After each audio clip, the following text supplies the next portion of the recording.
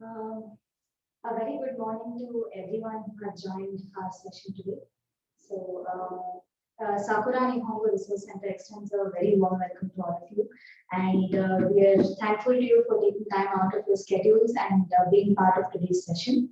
Also, we have our speaker, Professor R. Vaidyanathan, who has joined us. A warm welcome to you too, sir.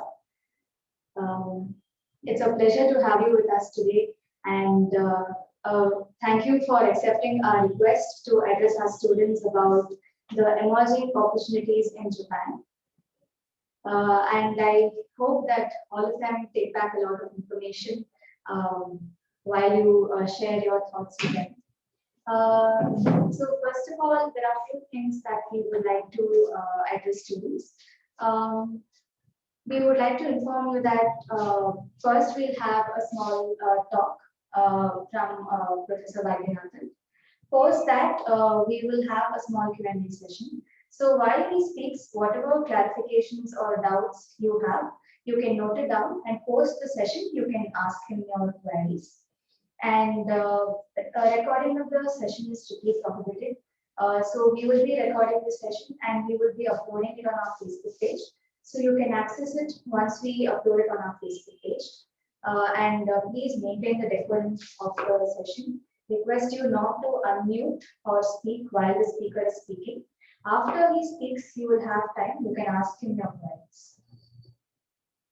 So now, before we start off, we would like to give a small introduction about our institute, Sakura Nihongo Resource Center.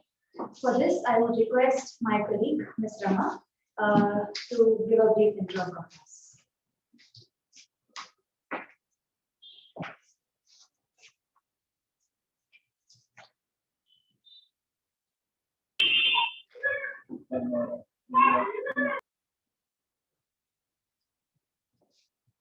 Yeah, good morning to one and all. Thank you, one and all, for joining today for this MECHI webinar.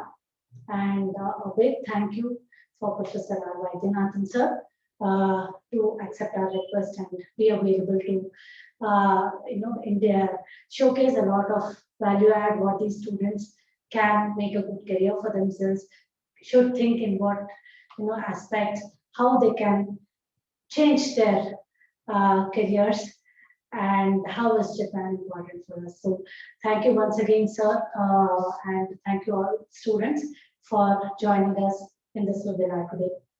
So first, as Mansa-san has indicated, we will start with a small introduction about what SNRC does and the services we provide. And then I will request Mrs. Srividya, our Head of Languages, to introduce Professor R. Vaidyanathan, sir, and then hand over to him. So to start off with, our company's name is Sakura Nihongo Resource Center. We are a 21-year-old Japanese language services company catering exclusively Japanese language services to corporates and individuals. So there are two lines of business, one to the corporates and one as an institute. We promote and propagate Japanese language learning. So to corporates, what all do we do? Basically, there's a lot of services what we cater to the corporates and customize it according to their needs, like trainings, translations, bilingual placements, and culture orientation. So when I say culture orientation, it is Japanese culture and business etiquettes to Indians, and Indian sensitization to Japanese. So all this we customize according to the needs of the corporates and cater to their requirements. So whom all do we work with when we say corporates? You can see a few Japanese companies like Toshiba, Toyota Foods, we are closely working. Then we have IT companies, IT MNCs like Wipro, TCS and all, manufacturing companies, pharmaceutical companies, and so many other companies we work with. So across verticals, we work exclusively for their Japanese language requirements. And we have also been working with academics, that is colleges. We've been working with few colleges like the engineering colleges, like maybe Kumar Reddy Engineering College and MITS Andhra Pradesh, then Vidyavataka College of Engineering in Mysore, and non-engineering colleges like Shishadipur College and ZAM Mumbai.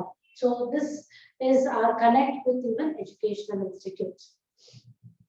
Now, next going to how trustworthy we are, it is by our own students. We've got these Google reviews. So we have two centers in Bangalore, one in Malleshwaram and the other in Koramangala. So Malleshwaram, this has been our core office where we've been operational for the last 21 years. We've got 582 reviews, and the other one in Koramangala has around 260 reviews where we've been operational for the last decade plus. We've also opened a center in Mysore, which has been operational for the last 1 year and it's doing good. But now all the classes we do to the pandemic has been on the online platform.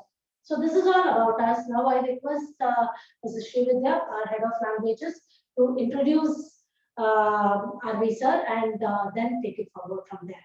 Thank you very much. Have a great day. I hope you'll enjoy and take a lot of inputs from today's talk. Thank you. Thank you for the introduction about Sakura. So here I am, Srividya. Welcome one and all. Minasama konnichiwa. I am heading Sakura Nihongo Resource Center, and today we have what else we can expect. The best of the speakers in the country today, Professor R. Vaidyanathan. Welcome, sir. Let me take this opportunity to give an introduction about the speaker of today. SNRC, Sakura Nihongo Resource Center, takes pride in inviting Professor Vaidyanathan to our Michi, the Industry Connect talk. Professor R. Vaidyanathan is the visiting chair professor in the area of public policy at Shastra University and retired professor of finance and control at Indian Institute of Management, Bangalore. His areas of interest are corporate finance, investments, portfolio management, risk management, pensions, and unincorporated sector. His educational qualifications include BSc Loyola College, Madras, MStat, Indian Statistical Institute, Kolkata, and Fellow Program in Management, Indian Institute of Management, Kolkata. Here is Professor R. Vaidyanathan's credit to all the visitors, all the audience of today. The IIMB expert on finance and control and author of several fascinating books on the Indian economy features in Thinkers 50 India list. He features alongside Ravi Venkateshan, Social Venture Partners, Nirmalya Kumar, Tata Sons, Tarun Khanna, Harvard University, etc. Professor R. Vaidyanathan is known for his work in finance, especially in banking, insurance, and capital markets. He was named one of the 10 best professors at all IIMs by Business Today magazine in 2006-2007. He is also a National Fellow of ICSSR in recognition of his contribution to social management, insurance, pensions, security analysis, and portfolio management and financial markets. He is on the editorial board of many reputed academic journals. Professor R. Vaidyanathan is known for his research work covering corporate finance, investments, portfolio management, risk management, and pensions. He has published a number of articles in India and abroad on corporate finance and capital markets. His recent book titled India Unique about the unincorporated sector in the Indian economy and published by Tata Westland in 2014 was well received by policy planners and the market. His book, Caste as a Social Capital, is a good example of how he takes a contrarian view of matters of significance. He is very popular on many YouTube channels like P Gurus, where his critical views on the state of the economy and politics area are sought after. On another note, Professor Vaidyanathan today is the keynote speaker because he has been invited by the prestigious Japanese Foundation Asia Center Tokyo for their symposium on shared values and democracy in Asia to be held on January 19th it was held in 2016. He meets essentially focused on how Asian values are shaping democracy and interstate relations in Asia. The professor also delivered a talk as a panelist where he shared the stage with Susilo Bambang Yudhoyono, former president of Indonesia, Hosei Morimoto, Orbit Emeritus, Yodaiji Temple, Japan. Above all, most importantly, Professor Vaidyanathan is a very simple, humble man. Sir, over to you. We are very honored to have you here today.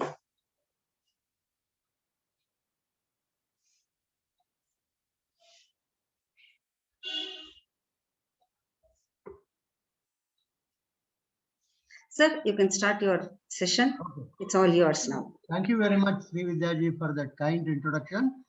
And I'm indeed delighted to be part of this initiative of her.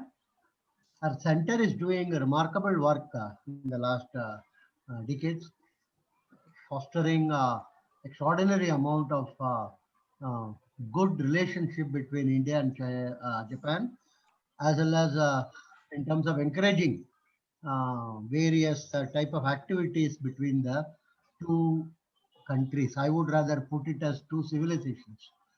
And our center is doing remarkable work. I'm indeed happy that she did call me to address this group. And I'm also equally happy that the group of students on a Saturday morning, which is one of the prime time activities, extra activities, they could come and sit here and think in terms of listening to this. I hope they will all benefit out of this interaction. So I thank them sincerely for joining this morning session. Today, we are planning to talk about the issue of emerging Japan and the associated issue of culture, language, etc. I'm sure all of you are aware about Japan because it's not a country which has not been unheard of or anything. It's so much talked about, so much discussed and everything. And if you recall, actually, at the end of Second World War, it was one of the most devastated countries. In the sense, it lost, obviously, the war. So also Germany and Italy. But the other two were not as much affected as Japan. The reason is, after the war was over, the Japan was had the nuclear attack from USA after they surrendered, after the war was over. And it had a devastating impact on the entire country, society, and its roots. And even today, the impact of that nuclear attack is still felt. This is after something like 85 years actually. It is unbelievable that the nuclear attack which has spoiled the water and which the animals drank the water and all their milk and other things. Even today, unbelievably, it is being felt.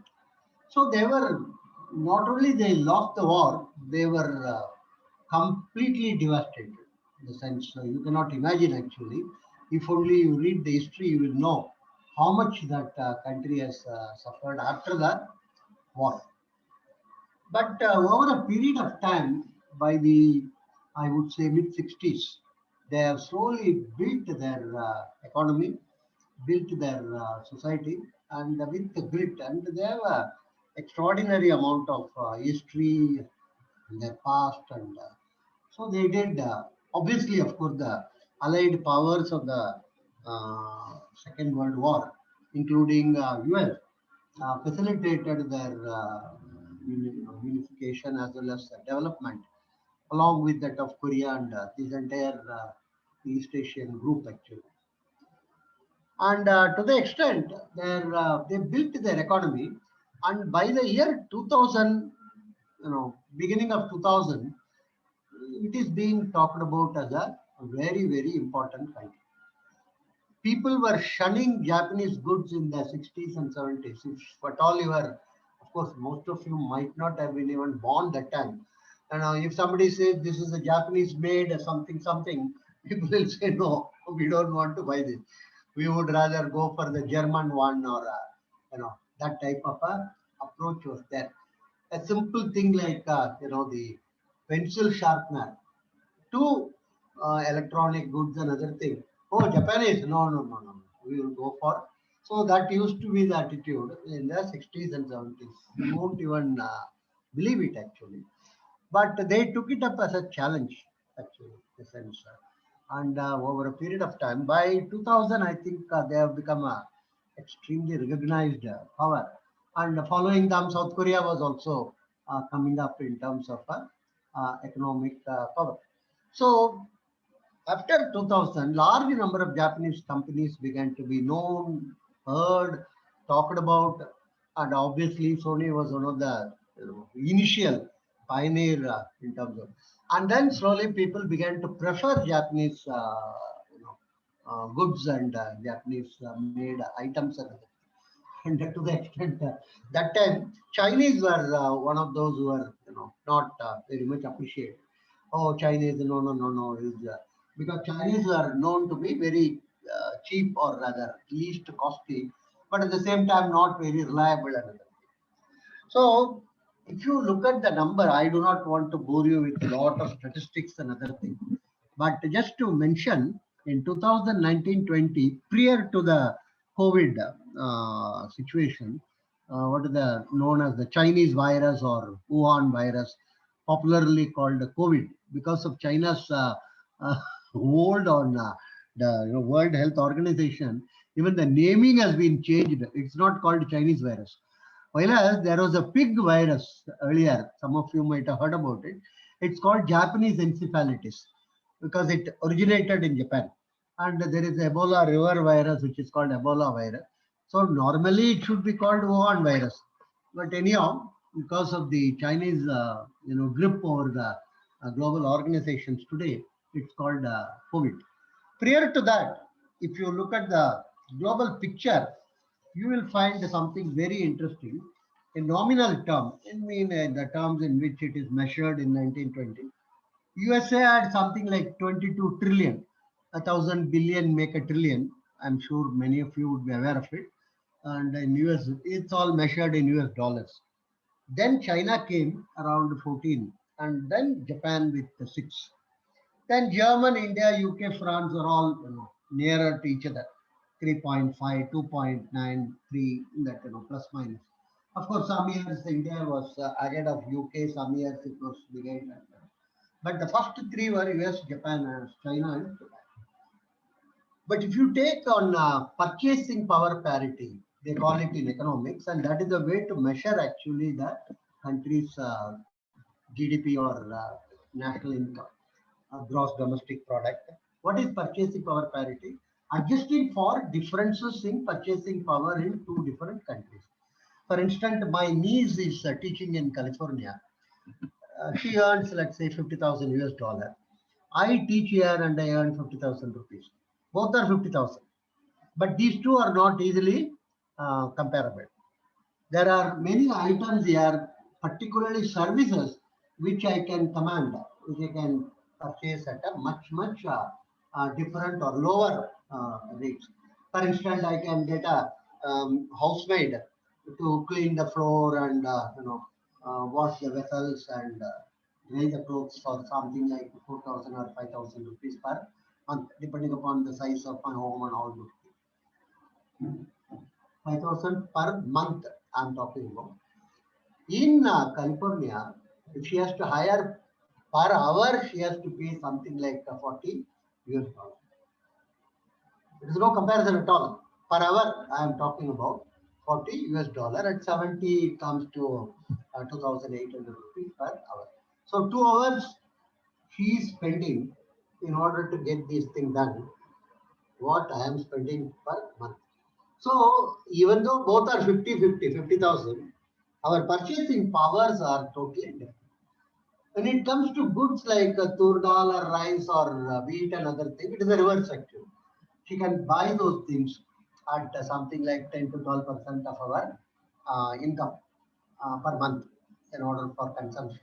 Whereas in India, we have to spend 50 to 60% in all these what are called the consumption items, including milk, bread, and vegetables and non-veg items. So the purchasing power is different in two different situations. So you have to adjust for it. And after you adjust, IMF has got some techniques to adjust it. Then you get what is called the GDP or national income of countries after adjusting for purchasing power. So they are called PPP based GDPs. The same year, 1920, China was number one on the basis of purchasing power parity. with 27 trillion. USA was number 2. These are not per capita, these are total. And India was number 3 and Japan was number 4. These are the 4 countries which are on top of the list during 1920 on basis of purchasing power parity. That is why the global economists, historians wrote that time, 2020, that these 4 countries are going to be extremely crucial for the next 30-40 years.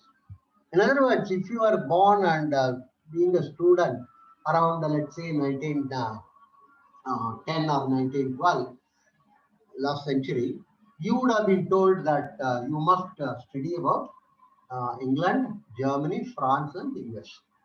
These are the 4 countries which require to be studied by you because they are the ones who are going to decide so many things about the world. And obviously, most of the textbooks were focusing on these 4 countries, their history, their economy, their development. If you are born in this time and you are going to college or you are studying, now it is told you must focus on these 4 countries: US, China, Japan, and India. In the order of China, number 1, USA, India, and Japan. This is the, so you can imagine the importance other than India and US, about which we all know, Japan occupies in the scheme of things in the world. Even though it's a very small country, its GDP contribution is phenomenal. It's one of the highly developed and extensively industrialized countries in the world today, actually. That is something which we should keep in the back of the mind. And their great economic success on their own, that is something very, very important. They were not significantly dependent on any other, what one can call, major power or something. And economic wise, they are dominating the world. Their companies are spread all over the world. It's not just located within Japan or something. You can find Japanese companies occupying positions in Europe, in US, and various other places. But internally, they face huge amount of issues. Some of them are massive issues socially, and for which actually I'm sure countries like India can play a very, very important role. One of the major challenges faced by them is demography. And it is told from 18th century, demography is destiny, ultimately. Demography, we will see, that is destiny actually. That shapes the nature of countries, nature of issues, nature of relationships. And it's not something in 1 or 2 years, it may not be visible. It's visible over a period of 10 years, 15 years, and other. So, what is the structure of their? So, in terms of their population, if you look at it, something like 12.6 crore, 12 crore, crore in India, 126 million. This is one of the very interesting countries where they conduct census. We also conduct, I'm sure all of you are aware, every 10 years we conduct. 2021 is slightly delayed due to COVID. Otherwise, every 1901, 1881 onwards, we are conducting for 10 years. They also conduct. Every country conducts census and comes out with results telling so much increase in population and other things. But Japan is a very, very interesting society. There, after conducting a census, they announce how much the population has come down. You won't even believe it. In the sense, it's not, we are not talking about rate of growth or anything. We are talking about actual number of people coming down. For instance, 2017, they found out 127.5 million. And 2020, they did another estimate. It has become 126 million. 1.5 million has come down. So this is the one interesting country where the results tell you so many lakhs of people are what one can call lost. And their So major issue is in terms of the reduction in the number of people. Is not a something which is to be minimized or they forecast if this trend continues, maybe another 50, 60 years, the significant portion of the country will be barren. There won't be any people at all. Already, actually, I have been to Japan several times. You find huge parks, massive area of greenery, beautiful parks, and with all the the children's playing area, and it's very. Sometimes I feel very intrigued and sad also. You find in a corner in a bench two very elderly people sitting. It's a park of something like 30, 40 acres. Greenery, well maintained. You come to Bangalore or any Indian city, a small park which is not even more than 500 square meter. You will find a huge number of kids. Half of them on my shoulder actually. The mom will tell, don't sit on the shoulder of the uncle, and that's not good. And not that he is going to pull him down, but the way you can see stark difference or contrast in terms of their life expectancy is 85 years. Ours is hovering around 71. 85 years is their life expectancy. Woman is 89 and a man is 85. And if they cross 60, the life expectancy goes to more than 90. Actually, the probability of living long is. And so you can, significant number of people are slowly becoming above 60. That is something which you should keep in the back of the mind. In last estimate 2020, roughly 35% are above 60. In India, it is around 9%. Of course, number-wise, we are very large. 9% of our population of 120 crore is different, but there the proportion is very, very large. And above 65, it is 30%, and above 75, it is 15%. So demographically, what you may loosely call the age quake or age bomb, it is called, is staring at them actually.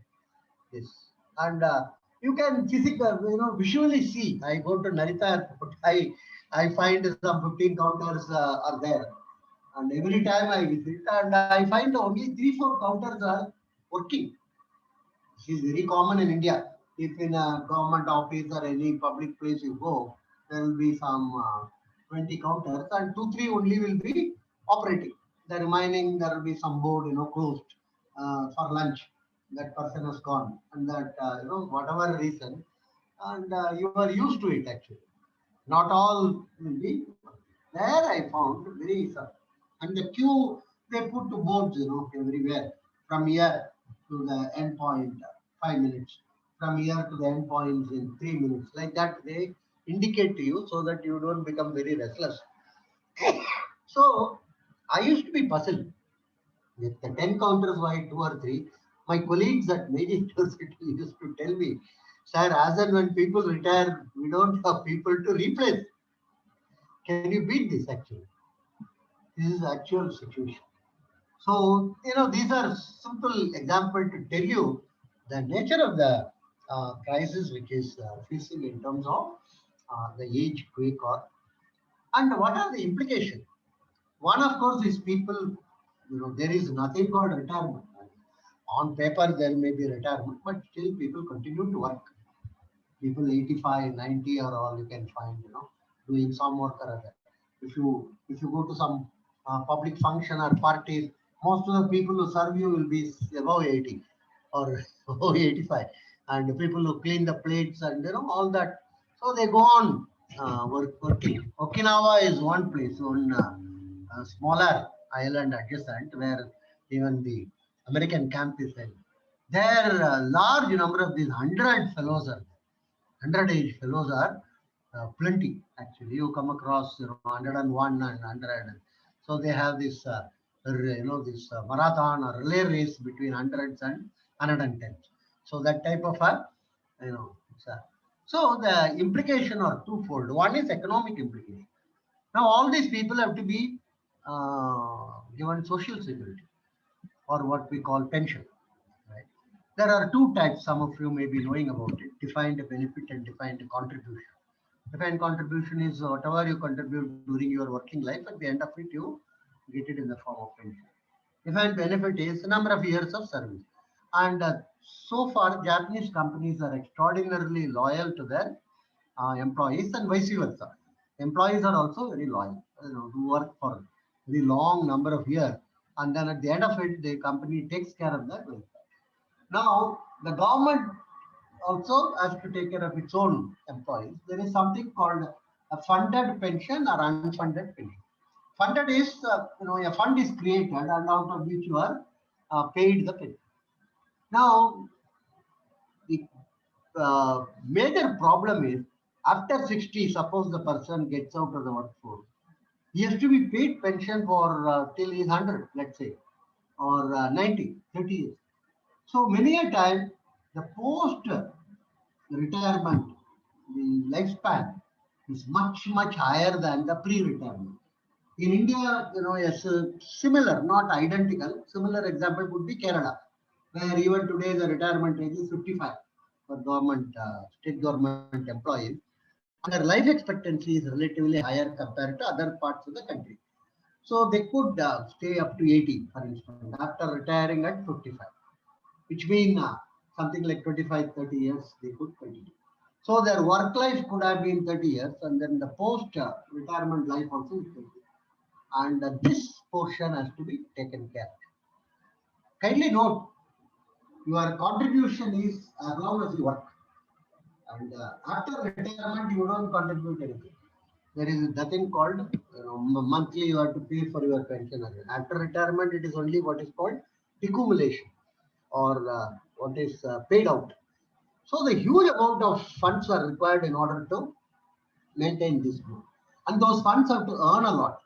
That is one of the reasons why many of the Japanese investment banks and mutual funds are looking at countries like India in order to invest and earn some good return to meet the payment of their people.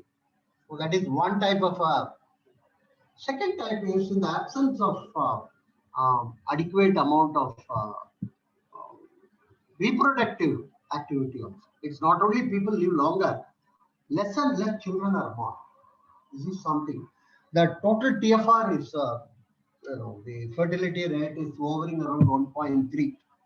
In other words, 1.3 kids per family. Average we are talking about. It is expected 2.1 is the balancing equation, equilibrium equation for a society. That is, if a family has 2 kids, then it will be able to carry on, and those 2 kids will have 2 kids like that. 2.1 is 0.1 is for any type of mishaps or error. Already they are 1.4, and many of the northern European countries are less than 1. So 2 trends are visible in Japan. The girls are getting married much later comparatively. In the earlier time, they used to get married at 20s. Even in India, you find most of the middle class, it is around 26, 27 in that region. So there it is 30s. That is one type of a major. And when you get married at 30, it's nothing top secret. Biologically, chances of you having 1 or 2 kids only is high, not many more. Because you can't, your reproductive system doesn't continue for a long period of time or anything, and inclination and so many other. So many of the girls, recently there was one survey in Asahi Shimbun, which mentioned about a large number of girls not very enthusiastic in getting married early. So they are getting married late, and the reproductive rate is also lesser. Number of new kids added becomes very, very less. So this is something very, very serious issue. So what is the major important thing is they have less number of people getting added, and they don't encourage migration. This is another thing. US also faces this problem in many states. The reproductive rate is less than 2 in many states, not all states. And but they have this replenishment in terms of Mexican, and migration is very, very large in this. So it is not in terms of aggregate population, it is not declining. It is actually growing only. But Japan doesn't so far have any um, issue of allowing migration. And it is not very easy to get citizenship also. Work permit, definitely. Citizenship, very, because they go for blood relation and language and so many other issues in terms. So what is happening is, in the absence of migration, in the absence of demographic growth, a shrinking population, this is a very major challenge. They are now rethinking on it. There is a council of aging under the king of Japan, actually. And this council of aging is, I am also a member in that. I don't know why. Maybe because I am aged. That's the only reason, possibly. Every time the discussion take place on this issue, in terms of population, demography. And so the only possibility is they should encourage migration. There is no other, because they can't compel their girls to get married early and have large number of children. So migration, but migration they are very, very reluctant because they feel they are a homogeneous type of a race. It's a separate sociology discussion.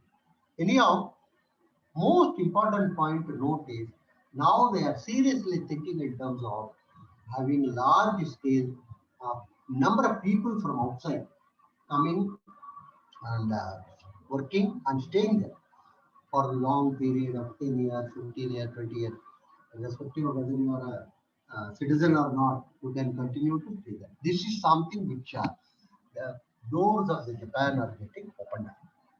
And there lies a very huge opportunity for people from India.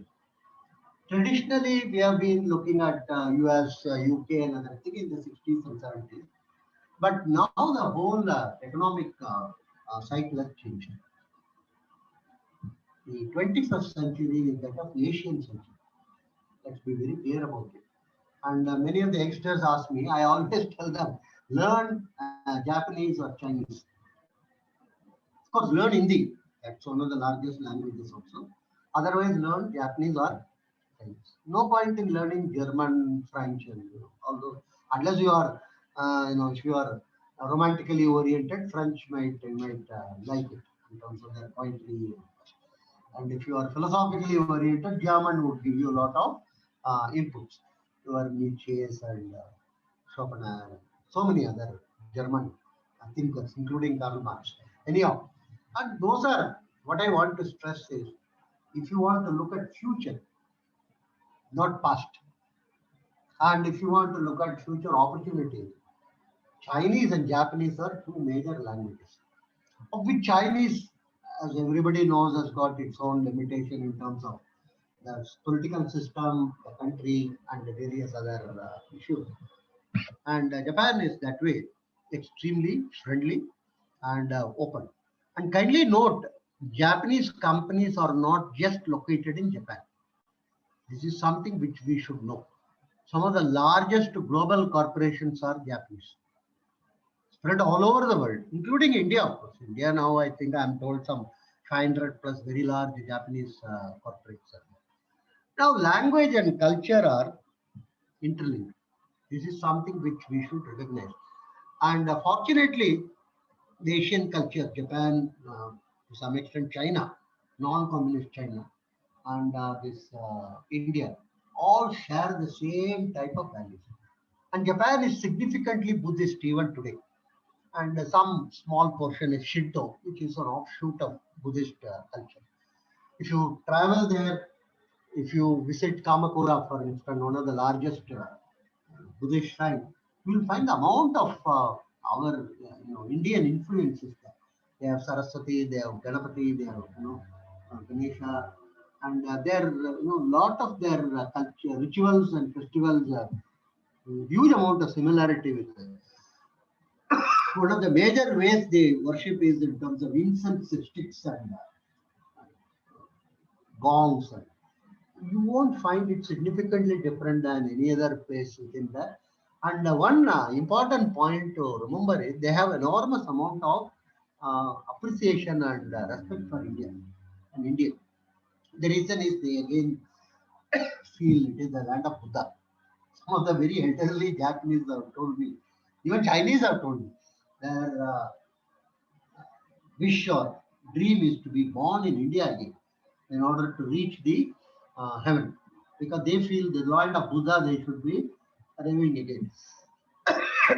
Anyhow, it's a sort of a way of telling. Point is, it's a very friendly thing and extremely good work culture. Work culture. And something very, very important is the merit as well as competence is extraordinarily recognized there. But it is a very traditional. The elders are enormously respected. It's something which, even senior professors are given so much respect by the junior professor. And vice versa. You will be, if you are from one of the modern, quote unquote, modern Indian institutions, you will be surprised how traditional the society is in spite of getting into a huge amount of what one can call technology advancements. And the society is so traditional, you won't believe. The household saving is the largest portion of the economy. And 70% of the household saving is kept in banks. In US, two-thirds of the middle class is involved in share market, not in Japan. And it's a bank-oriented conservative society. Similar to Europe, same as India actually. In India also, hardly 3-4% of household saving goes into the stock market. Same thing in Japan actually. Actually, there was some talk couple of years before. Banks wanted to charge the customers for keeping money with them. They said we are having too much money, and customers told, okay, you charge it, we don't mind. They are extremely, what one can call traditionalist society, and very, very what one can call risk averse. Their share market is one of the most advanced technologically, but still people go to the banks. And so we have enormous amount of what one can call commonality with us, and this is the most opportune time because just like in the 60s, large number of people looked at US, and the 60s and 70s, those who moved into US, settled in, and I think some of you might have read about it. Joe Biden was recently jokingly telling Indian Americans are taking over our country because almost all the major appointments in their administration as well as in NASA, which he visited, he found a huge number of, and most of them who went in the 70s and their children. And so, if you ask me, this is exactly the period of 60s of understanding US vis-a-vis Japan. Is the time to, and that island, as and when it gets vacated, we can even occupy it quietly. Don't worry. So it is the type of a thing. And important point to remember is their language and their culture and their traditions are interlinked. So it's important that we should know some of them, and they get enormously happy when somebody, when they come to know you know their language. Even if you talk wrongly for a few sentences or something, they get so. And it is very, it's there in everywhere, I think. Even in India, if somebody knows that you are from another state, but you know the language, they feel very comfortable and nice. Some of this has got the, I think globally also it is a same type of thing. And recently I was reading about a book actually, uh, Ikigai. It is Ikigi, Ikigai. It is about that I was telling you the Okinawa island where people are all above 100. This every year all these girls go this global newspaper, New York. One standard thing is go to that island on annual basis and interview people. You know, why do you live long, but how, what is the secret behind you are living long? And that fellow told this year nicely. Last year also you came and asked me the same thing. Anyhow, I will tell you because he is living one more year actually. Very interesting. This Ikigai is about those people. What is the secret? They say they want to share it. What is permanently they are on the movement within the island.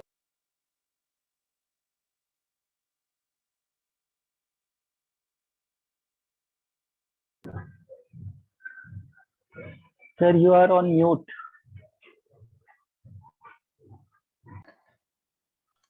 Sir, you are on mute. Your audio. Hello. You're not audible, sir. Okay. Yes, I yes. don't know how long I was not audible. Recently or I have to go back. Only 1 second, sir. We are following you continuously. Please go ahead, sir. Otherwise, I was audible, right? Yes, you were audible. The people, Until Ikigai. Yes. I can look at the people, they were all smiling and happy. I thought when they became not audible, they began to be very, very interesting and happy. I think. Anyhow, now I know. you cannot have your happiness continuously, right? So, Ikigai people say one is movement. This all the Japanese I have met have always told me. Even people, you know, some of my colleagues like Morimiya, Nakayama, who are in the 70s, 80s, always move. Not just to go for some 1 hour in the gym and then come and lie down on the couch. No, you see, throughout the day, movement is something which is very, very critical. They call it in terms of a clock movement of the olden time. You know, the clock moves always. If you see the old grandfather clock type of thing. So this is one thing which they say they have actually, according to them, this they have learned from the very ancient Indian studies and other. So they say that the more you use the machine, the more depreciation and the more issues. And human machine, they say you must continuously use. And the more you use the human machine, the less is the associated problems with that machine. So their first principle is principle of movement. Second principle is passion, vocation. Look forward to something. Every day morning you get up with enthusiasm and you have some passion, something to do. You know, oh gosh, nothing much to do. And if you do that, no. You must always look forward. Of course, my colleague jokingly told politicians on the average in their country live long. I told even in India, unless they are hit by others or murdered or something, here also they live long. Because always they expect something. They live for something. Because many of their political life, what they say is starting at 50s or something. Like what you may call in India, we have a youth leaders who are 60s and 70s. Younger generation, they say. Hey, Baba, he is 70 years. No, he is younger because the other fellow is 80. So he is relatively younger. So some expectation is there for them permanently to become corporator, from corporator to MLA, MLA to minister, minister to cabinet minister to central government minister and something or other. And so they say on an average they live longer. So you have something to worry about, something to live for, something to. So that is the second principle. You must have a passion. You must have you must look forward for something. That is the third is friends, most important. And it's a very interesting thing. You might remember there is one serial Friends, most popular TV one. It was there in the earlier period. 2004, it came for some 10 seasons or 10 seasons or whatever. And then it stopped in 2004. But still, talked about another thing. It was a very, very popular soap in the TV channel. It's called Friends actually. And 2004, some of you will recall, Facebook started. After that, it took its cue from the Friends actually. And then Facebook built, and a lot of friends are built in Facebook and various. But the Okinawa fellow says that Facebook type of friends are okay, but that's not the friends we are talking about. We want real friends, because Facebook friends are Facebook friends, right? There's nothing, and with the, you have to express yourself with emojis and with all that. You may be telling I'm smiling, but you may be weeping actually, and many of the Facebook friends could be false also. You know, uh, One doesn't know. So they say that from high school, from elementary school, we have studied together. We live here. We are friends. So for 90 years, unbelievable actually. So we know each other. So this is something which the stress on real friends. So three principle: movement like a clock, old grandfather clock, passion for living, and third, but not the least, is having good friends. And all three they claim they have learned from the traditional Indian literature. And I am sure soon we will also, because a large number of their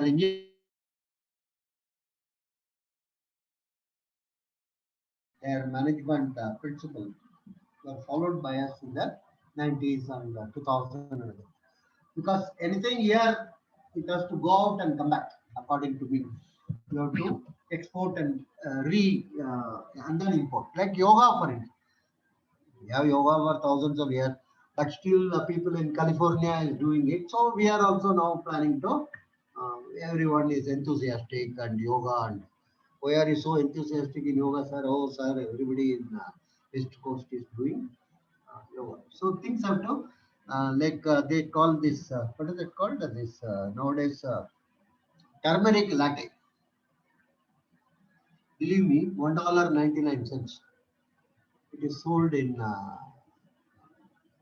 ups in uh, California. Turmeric latte. I asked, what is this so big thing? The same thing like my grandma used to compel me to drink, hot milk, and on that they put some this haldi powder, turmeric powder, and then we all used to run away, because anything grandma gives is not something. It's good for health, but not for the tongue. That is always the case. Anything which is good for your tongue is not good for health, and anything which is good for your health is not good for the tongue. I think everybody knows about it, and people obviously go by what is good for your tongue, not for your health. Anyway, so that grandma drink has become turmeric. I am sure it will come into India soon, turmeric latte, so that everybody can. So the same way, the exported thing to Japan will come back to India. So this is the most opportune time. This is what I call the 60s and 70s of US situation for Indian kids. This is the time for you to learn Japanese, get to know Japanese. You need not become super expert in Japanese, and it's a very not very easy also. But understand, and it's a global thing again. Let me tell, and the opportunities are phenomenal, because they are going to open up in the next couple of years. There is, as I told you, there is no other alternative for them, because there is no internal growth in terms of. They require people, scientists, they require aeronautical engineers, they require space people, they require computer specialists, they require, that's all, period. And it's not coming from inside. So what is happening? So they have to get people. And one of the most uh, favored will be the Indian, because with Chinese, they have their own issues and difficulties and other things. Everybody knows, both politically as well as culturally and other things. So this is not a recent one. It's going on for centuries. So The first and foremost thing is realize that 21st century belongs to Asia. And Asia means India, China, Japan. These are the three giants in Asia, actually. And Japan is technologically far, far ahead of any other country, and their society is extremely homogeneous and traditional. And they have lots of things common with us, actually. One can go on listing. And plus, they have a lot of regard for us. It's something which we should have. Very rarely will find any big criticism about India or anything like that. And they have good regard for our, our religion, our culture, our tradition. They used to tell me, you are one of the countries where you respect elders. I used to keep quiet because I told you don't know. If you come really, you will find a lot of issues. But they somehow, on an average, what they say is true also. So this is the thing. And so I would encourage all of you to, since you are all students and looking at careers, and so you do look at it, but just don't look west. Most important, and start looking east also. Turn your face to the east. And in terms of language, culture, and opportunities, Japan is one of the most important countries, which is what one can call beacon, which is sort of welcoming us. We should recognize it and we should take the opportunity, jump into the train before it picks up speed. So that is the thing I would like to stress for the day. I hope I was able to mention most of the thing which I was wanting to tell. Anyhow, my Gmail is available with madam. It is rvaidya2000 at gmail.com. rvaidya2000. In case any one of you have further, what one can call question, clarification, so you can always write to me. I will definitely respond to you. I can assure you on that. So thank you very much. Thank you, Srividya, for providing this opportunity to interact with these smart young kids. Right? Very, very brilliant future awaits them, I'm sure. Thank you very much. Sir, this was really an enlightening talk. You said these two things, the wave that we had towards West in 60s and 70s is what is happening towards East now. So that is a highly notable point. Yeah. Hope all the smart kids, as you call them, had noted it down. The wave is going very high. That was a very key takeaway from your talk. And also now towards the conclusion, you said, turn your face to the East. From West, turn it to the East. So that is also a point to be taken. So I hope all of you have taken enough of the key points that Professor Vaidyanathan had shared today. Now we can open the session for Q&A. He was also very kind to share his ID, right? Vaidya 20, is that your ID, right? You shared? Yeah, Vaidya 2000. 2000, right? Yeah. So please, you can ask your questions. Now Professor is ready to answer your queries. Please go ahead. Sir, I had a question. Yeah. Sir, you said there's no concept of retirement for Japanese. I've heard somewhere that after they retire on paper in Japan, even when they turn 90 or 100, they get into agriculture and things like, especially in Okinawa. So is that true that they do that? Yeah. They, you see, when you say there is no concept of retirement, we are not telling about technical. Technically, at 60, 62, many of them, have to leave the job. And now, of course, they are increased to some corporates as high as 70, 65. Right. 70. But even after that, they don't, consider themselves as retired. They continue to work. They do, and this is one of the areas, gardening, fruit growing fruits, growing flowers, horticulture, and these are some of the areas with the, and that is linked to what I told in terms of movement. They Right. want continuously to walk around, move around, and they do that actually. So Okay. they very very rarely you will find somebody really sitting at home and I'm retired type of thing. Right. Thank you, sir. Thank you so much. Not just for earning. That's one dimension. Of course, they do continue to, but more important too, they feel they should keep themselves. Active. Hello, sir. Thank you, sir. Thank Sir, you. Sir, I have one question. Yes. Sir, what is the opportunity for non-technical applicants in Japan?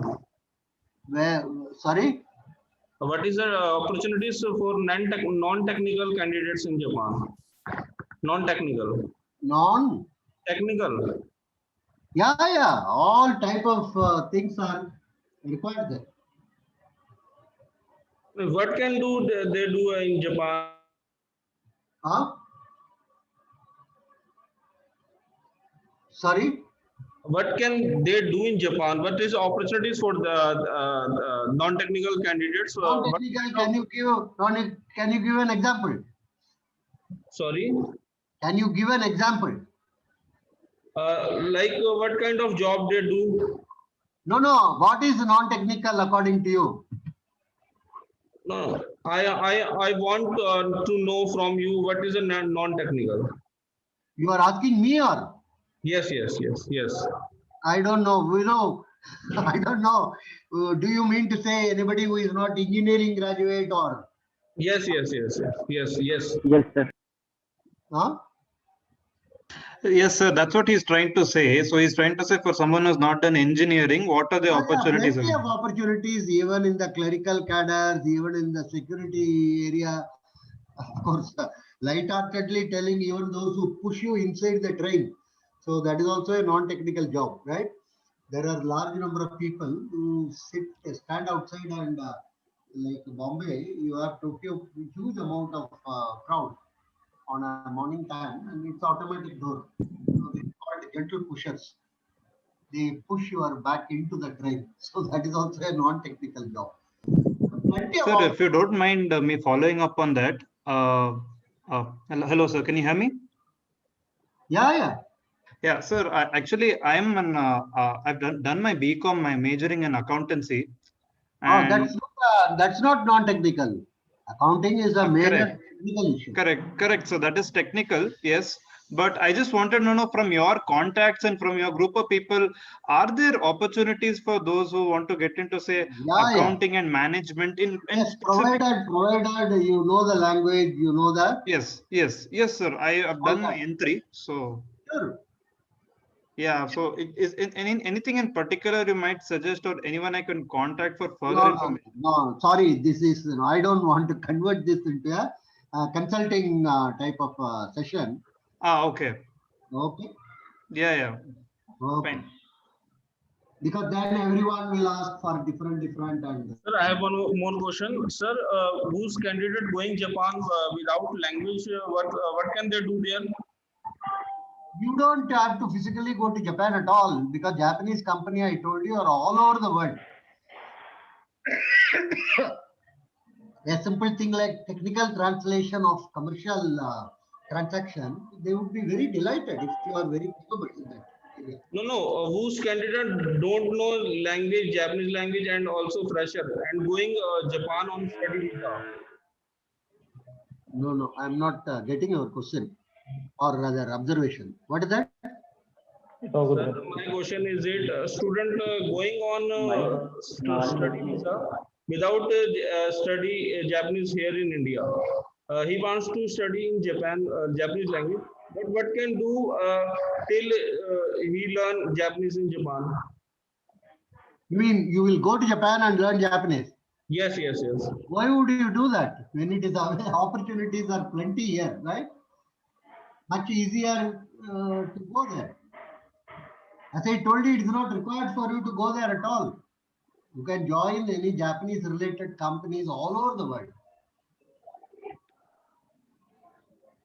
Hi, sir. Konnichiwa. Hi, konnichiwa. Yeah. So I had a question for you. Yeah. So how much level is mandatory for moving in Japan? How much? How much level is mandatory for moving in Japan? Sorry, how much? Level. Sir, I think they are talking about the Japanese language proficiency level. I think Yeah, minimum yes. N4. Yeah, Minimum N4. correct. She has answered that question. Sir, I would like to follow up on one of my earlier questions. What is the scope for technical translation? You had mentioned technical translation, right? Phenomenal all over the world. Okay. Okay. So, and for that, we can do that in like, Bangalore, there are a lot of opportunities. Anywhere. Because Yeah, so yeah. much, see, so much collaborations are taking place today. Okay. Okay. The number of international, the arbitration and other thing is done. Yeah. And Big. Yeah. any- Sorry, sir. Go ahead. They would be very delighted. Yeah, And- because the thing is, I don't want to. I've been learning Japanese as well as my technical background. I don't want to waste one thing. I think if both Yeah, things can be used, so it will be this good. would be very and simple. Not only the technical collaboration, it's a simple thing like helpful in advertising, helpful in product sales. So many areas are there, right? Okay, I just wanted on scope is In but terms of labeling of products itself, mm-hmm. Japanese labeling to Indian labeling and from Indian labeling to Kannada labeling and Hindi labeling. It's a very, very interesting. So many opportunities. Yeah, sure, sir. Thank you. Okay. Because India is also opening up. Yes, yes, Keep in the back of the mind. yes.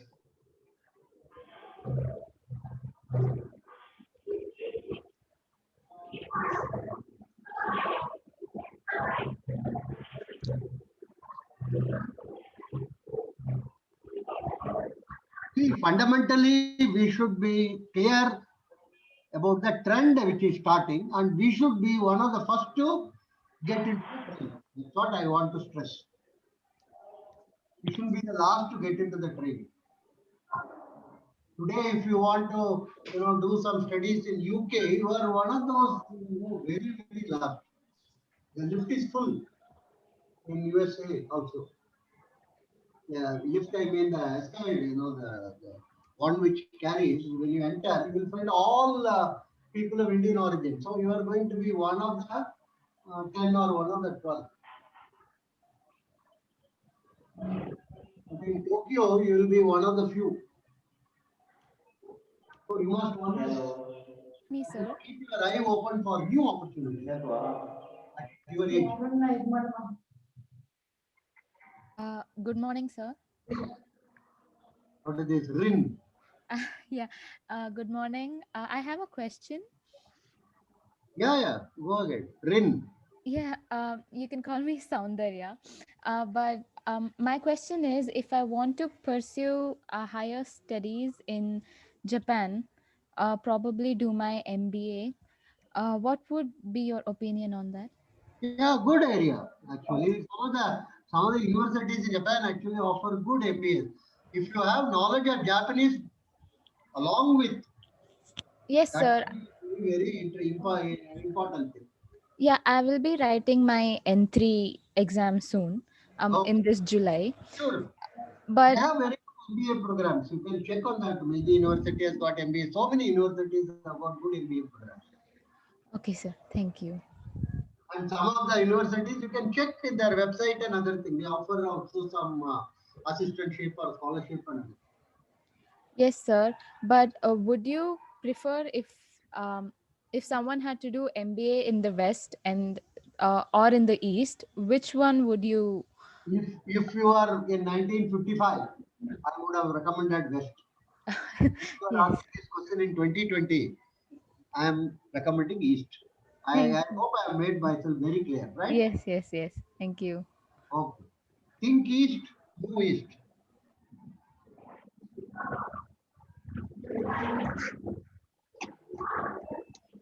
Anybody else who have any other queries or questions?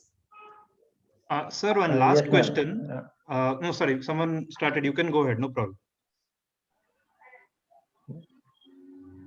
What is that? Sorry. No, actually, I started asking, but I think someone else started as well. I didn't want to interrupt them. Raman-san, you can ask your question. Okay. Thank you, sir. Just wanted to know, I was looking at the scholarships are available on the Indian Embassy website, and most of them are pertaining to research actually. Are you aware of the, for what, I mean, what other kind of scholarships one could You avail? have to go into their individual university websites, not Okay.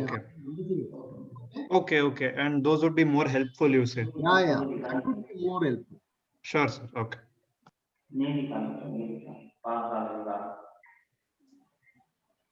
Good morning, sir. I hope I'm audible. Yeah.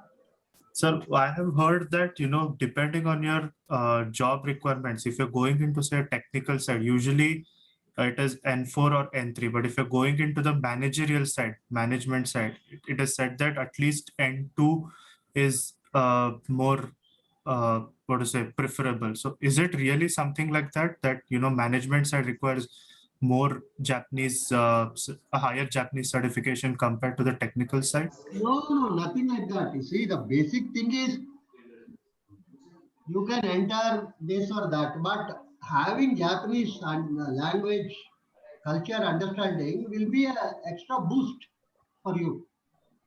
Okay. Extra, ceteris paribus, as they call it in economics.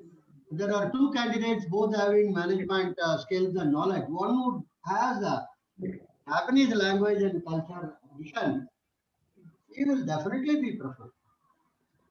Okay, sir. Thank you. You got the point. It's a top up which you should have. You must have. Okay, sure. Thank you, sir.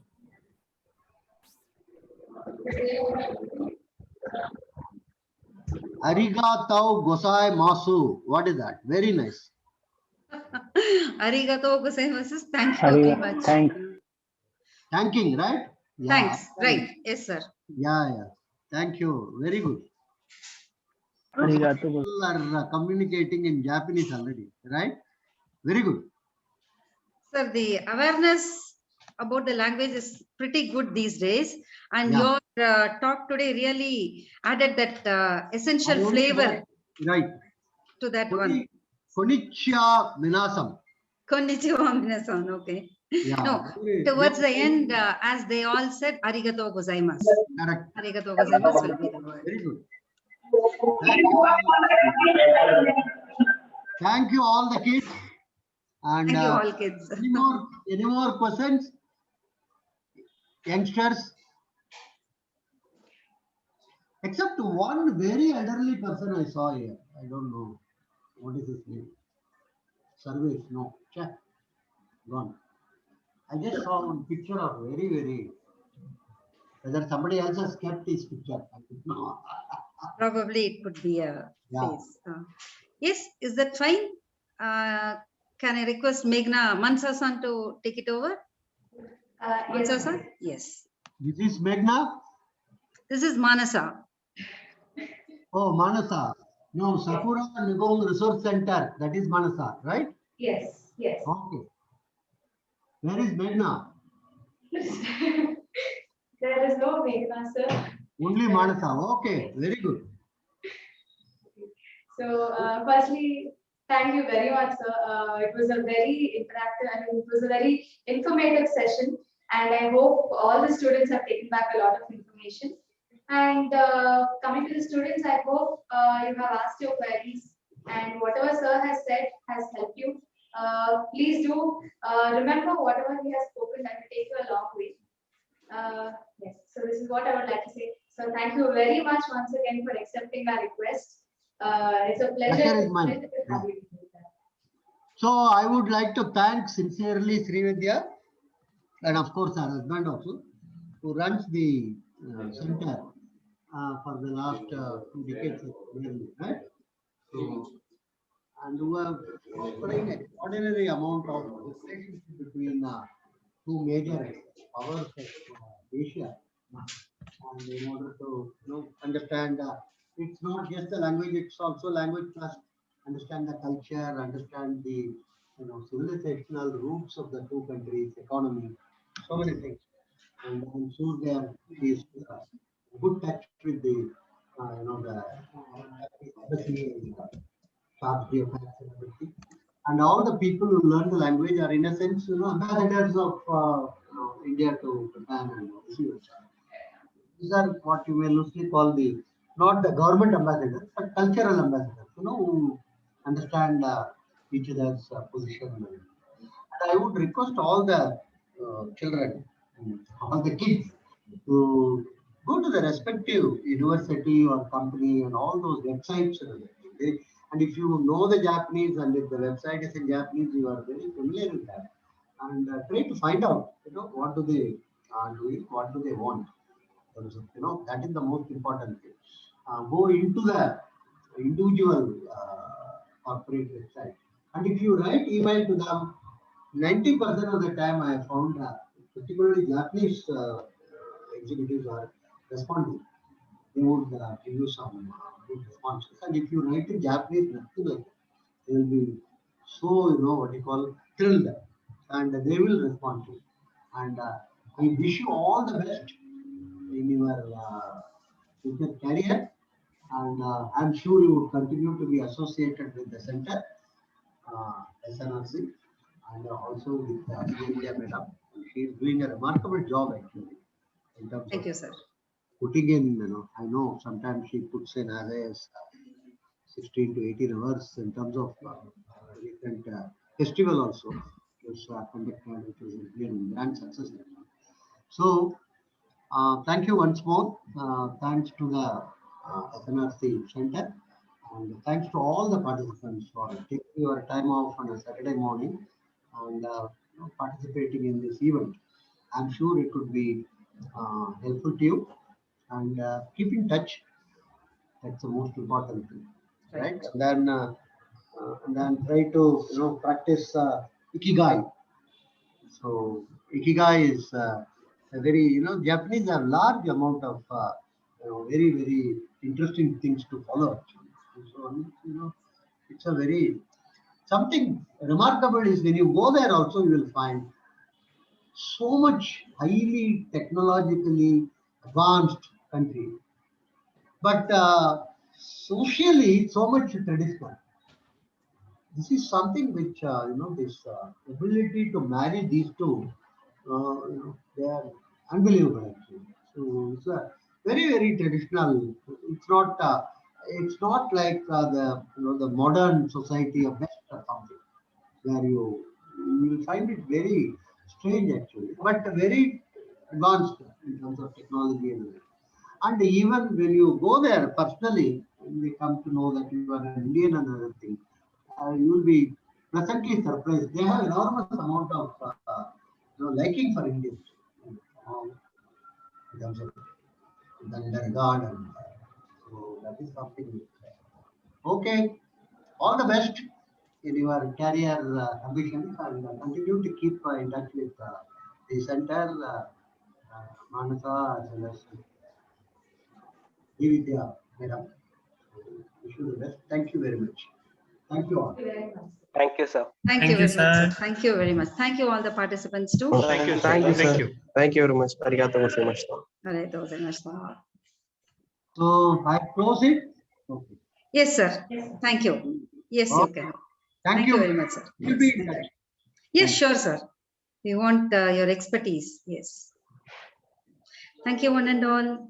I think it's time. はい、ありがとうございます。はい、本当にありがとうございました。よろしくお願いします。よろしくお願いします。We'll communicate in the group. I've just added few things. So you can ask your questions to me, PM also. I'll be able to give you some of the areas where technical people, though there is a question about what about engineers. Engineers are the most wanted and sought after. Yeah, what is this question? I don't understand. Anyway, let me try to answer as much as possible, right? Thank you. Thank you, ma'am. Arigato.